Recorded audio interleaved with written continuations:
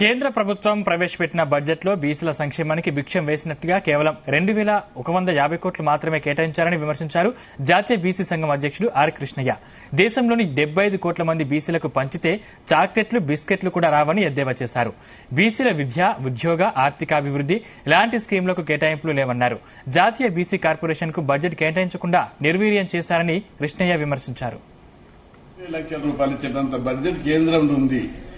కేంద్రంలో ఎంత బడ్జెట్ ఉందంటే ప్రతి బీసీ కుటుంబానికి 20 లక్షలు ఇచ్చేటంత బడ్జెట్ ఉంది. మొత్తం బడ్జెట్ అంతా కార్పొరేట్ సంస్థలకు, బడా నేతలకు బ్యాంకులలో లోను తీసుకోవడం, ముంచేయడం. ఇట్లయితే భారతదేశం ఎప్పుడు అభివృద్ధి? మోడీ అంటే గౌరవం మాకు, కానీ మోడీ బొమ్మ పెట్టి మీరు ఓట్లు వేయించుకొని నీడలో దోసుక తింటున్నారు దేశంలో. కాబట్టి మోడీకి చెప్తున్నాం, ప్రజలందరికీ మద్దతు ఉంటాం. కానీ మా బతుకులు బాగు చేయకపోతే ఎదురు తిరుగుతామని కూడా నీకు హెచ్చరిస్తున్నాం. పార్లమెంట్ లో బీసీ బిల్లు పెట్టి, చట్టసభలో రిజర్వేషన్లు పెట్టాలి, బీసీ ఉద్యోగులకు ప్రమోషన్ లో రిజర్వేషన్లు పెట్టాలి అనే అనేకమైన బీసీల 18 డిమాండ్లతోటి ఈ నెల ఫిబ్రవరి 5, 6 పెద్ద ఎత్తున చలో ఢిల్లీ ప్రోగ్రాం పెట్టి పార్లమెంట్ వద్ద ధర్నా ర్యాలీ చేయడం జరుగుతుంది. బీసీలు అందరూ అక్కడ వచ్చి పాల్గొవాలి.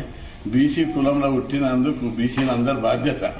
బీసీలు కూడా తిని దోషాలు తినుకుంటాం అనుకోవద్దు. బీసీలు పోరాటం నేర్చు